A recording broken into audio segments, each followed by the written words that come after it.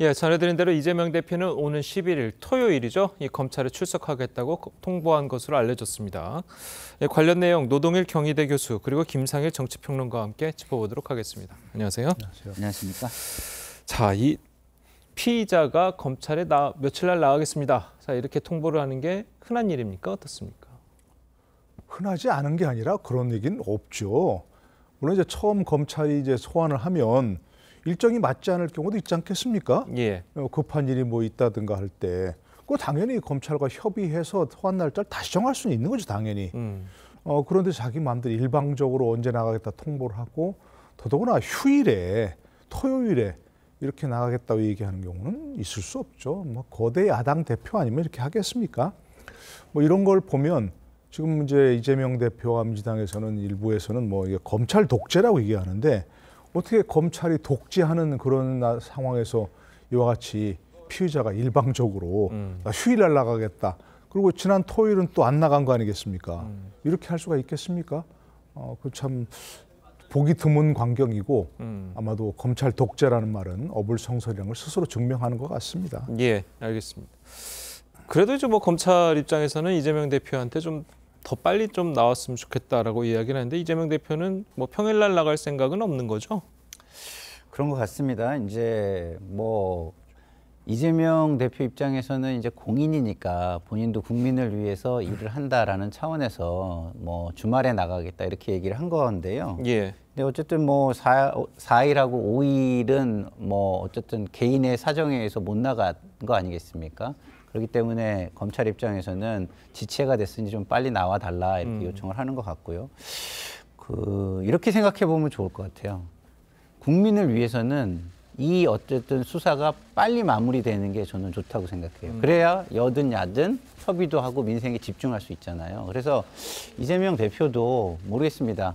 뭐 평일날 뭐 국민을 위해서 열심히 일하시는 것도 굉장히 중요하고 그렇지만 이걸 빨리 마무리하는 노력을 보여주는 것도 저는 여러모로 중요하다고 생각하고 국민에게 그게 좋은 인상을 줄 거라고 생각하기 때문에 그런 부분도 좀 감안해서 좀 서로 조금씩 이해하면서 잘 조율해가지고 빨리 마무리를 줬으면 좋겠습니다. 알겠습니다.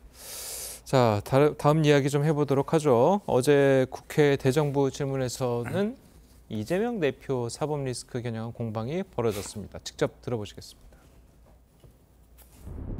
저는 이재명 대표가 들으세요. 박근혜 전 대통령 탄핵 시 한 발언대로 체포영장 발부해 강제 수사해야 한다고 봅니다. 장관님, 이재명 대표를 구속 수사하시겠습니까? 대한민국은 법치주의 국가고요. 법에 따라서 검찰이 공정하게 수사할 거라고 생각합니다. 앞서 태영호 의원이 택도 없는 소리를 많이 했는데요. 우리나라에 온 지가 꽤 오래됐는데 아직도 부적응자 같습니다. 쌍방울은 원래 소리가 요란합니다. 이재명 대표 아무 관계가 없습니다. 지금 윤석열 정부가 가장 매달리고 있는 것은 이 정치 검찰을 앞세워서 전 정부, 야당을 정치 보복하고 탄압하는 것. 이것이 가장 최우선의 과제인 것 같습니다. 최근에 하나 더 생긴 것 같습니다. 집권 여당의 당대표를 누구를 시킬 건가 이게. 이재명 대표는 검찰의 정당한 소환 조사 요구에 대선에서 패배했기 때문에 그 대가를 치르는 것이라고 말합니다. 검찰 수사받는 사람이 어떻게 방어 차원에서 여러 가지 레토릭을 하는 것은 늘 왔던 일이라고 생각합니다. 법과 원칙에 따라서 엄정하게 수사해 주시길 부탁드리겠습니다. 당연히 그렇게 할 겁니다. 자, 물론 예상대로 여야가 이재명 대표의 수사에 대해서 한동훈 장관을 가운데 놓고 좀 이야기들이 오갔는데 어떻게 들으셨습니까? 글쎄요, 이제 뭐 법무장관을 상대로 구속 수사 하라 마라 이렇게 얘기할 수는 없는 거고요. 그렇죠. 예, 뭐 검찰이 수사를 잘 할 것이라고 이렇게 얘기하는 것처럼 예. 그럴 것이라고 보고요. 아마도 이제 뭐 검찰이 구속영장을 청구할 것이라는 가능성은 많이 생각하는 것 같아요. 그래서 뭐 성남 FC 사건에서 제3자 뇌물죄 150억이 넘고 그다음에 또 대장동 사건에서 400억도 지금 뇌물로 보고 있다는 거 아니겠습니까? 예. 거기다 쌍방울 대북송금 사건도 지금 여러 가지 뭐 뇌물죄 또는 제3자 뇌물죄로 볼 수 있다는 얘기가 나오고 있으니까 지금까지 수사 관행에 따르면 아마도 구속영장 청구가 유력한 것으로 보입니다. 예. 범죄 중대성이라는 차원에서. 저는 이 사건뿐만 아니라 어떤 사건이든 개인적으로는 불구속 수사, 불구속 재판이 원칙이라고 생각을 하거든요. 그래서 재판에서 결과 이제 뭐 어떤 실형이 나오면 법정 구속하는 게 원칙이라고 생각합니다. 그런데 지금 그 이제 관행처럼 이제 뭐 그걸 구속영장을 청구한다면 구속영장 청구 사유가 도망할 염려가 있거나 아니면 증거를 없앨 염려가 있거나 두 가지 아니겠습니까? 근데 설마 야당 대표가 도망할 우려가 있다고 보기는 어렵고, 근데 증거인멸 우려가 있다고 만약 판단한다면 지금 이재명 대표는 모든 혐의를 부인하고 있지 않습니까? 근데 그런 것들이 이제 증거인멸 우려가 있다고 생각을 할 수 있는 부분인데, 검찰이 그 부분에서 구속영장을 청구한다면 확실한 어떤 물증, 증거 이런 것들을 제시해야 되겠죠. 예, 알겠습니다.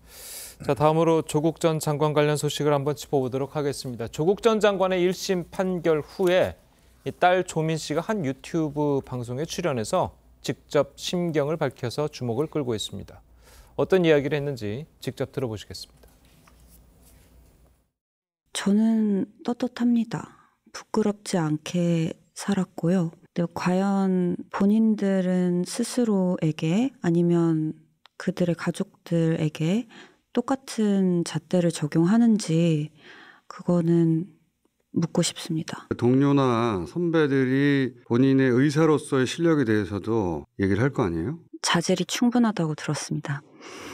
의사가 30이 안 되면 40에라도 되면 되는 거다. 만약 그런 일이 생긴다면 저에게는 너무 부당하다고 생각하지만 의사가 계속 되고 싶다면 다시 하면 되죠. SNS에 와서 댓글로 괴롭히는 사람들도 있을 텐데. 네, 오셔도 됩니다. 그냥 많은 의견 주세요. 예, 그동안 이제 조국 전 장관의 딸, 자 이렇게 정도만 돼 있고 이제 언론에 이제 공개가 되지 않지 않았었습니까? 자, 그런데 이제 조국 전 장관의 1심 판결 후에 2년이 이제 판결이 됐죠. 2년 징역이. 판결 후에 이렇게 조민 씨가 얼굴을 공개적으로 드러내고 활동을 시작하는 거는 어떤 의미가 있다고 보십니까? 글쎄요. 저도 그게 궁금해가지고 곰곰이 생각을 해봤어요. 예. 근데 이야기하는 걸 좀 들어보면 이게 본인이 이제 갈등의 한 축의 중심이 돼서 정치를 하겠다는 거 아닌가 이런 생각이 좀 들어요. 이제 앞으로 뭐 의사 생활은 좀 쉽지 않겠다 이런 생각을 하고 오히려 이런 어떤 한 갈등 양쪽 중에 한쪽에 이제 어떤 심볼이 되고자 하는 그런 생각을 가진 거 아닌가? 근데 그거를 본인이 젊은 사람이 생각했을 리는 없고 주변에서 사람들이 좀 많이 부추기고 있는 거 아닌가? 저는 이런 느낌이 좀 들더라고요. 발언이 굉장히 강해요. 그리고 뭐 저 젊은 분이 사실은 이 우리의 지금 어쨌든 제도라는 게 있는데 그 제도를 깡그리 무시하는 듯한 발언을 지금 한단 말이에요. 제도에 의해서 어떤 부모들의 어떤 범죄 사실이 입증이 되고 있고 뭐 그런 건데 그거는 싹 무시하고 우리는 떳떳하다라고 이렇게 주장하는 모습을 보면서 이게 누군가 주변에서 부추겨서 정치를 할 마음이 생기고 있는 거 아닌가 이런 생각이 좀 듭니다. 알겠습니다. 자, 방금 좀 지적을 하셨듯이 조민 씨가 한 이야기가 떳떳하다, 부끄럽지 않게 살았고 과연 그들이 자신의 가족에게도 똑같은 잣대를 들이대는지 궁금하다.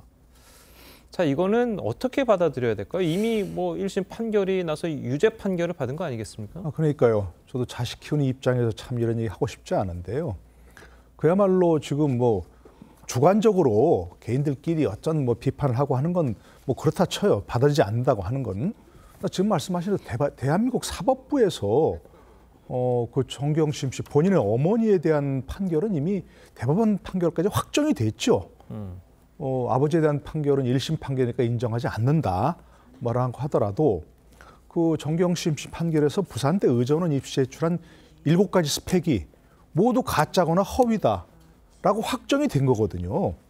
근데 그것까지 전혀 아예 뭐 인정하지 않는 건 그렇다 치더라도 그런 판결이 있었느냐? 이렇게 하는 것 같아요. 그래서 저는 도저히 이해할 수 없는 그런 멘탈이라고 생각이 되고 이제 뭐 어린아이가 아니잖아요. 30이 넘은 그런 나이에서 본인들이 한 것을 가지고 그것만 가지고 과연 그것이 옳았느냐 그렇느냐 얘기하면 되겠지만 당신들은 어떠냐 이렇게 얘기하는 것은 도저히 받아들이기 어려운 그런 생각이라고 보고 그 아버지나 어머니도 지금까지 생각하는데 아마도 그런 판결을 인정하지 않는 그런 생각을 듣고 본인도 그렇게 생각하는 것 같아요. 그러나 본인이 지금까지 판단해보면 본인이 지금까지 얘기했던 그 스펙이라든지 제출했던 것들이라든지 이런 것들이 제가 객관적으로 보더라도 납득할 수 없는 그 스펙들이 많은데 그에 대해서는 어떻게 생각하는지 다른 사람과 비교하지 말고 본인의 것만 가지고 한번 판단해봤으면 좋겠다 이런 생각이 듭니다. 예, 알겠습니다. 자, 오늘 시간 관계상 두 분 말씀 여기까지만 듣겠습니다. 잘 들었습니다. 고맙습니다.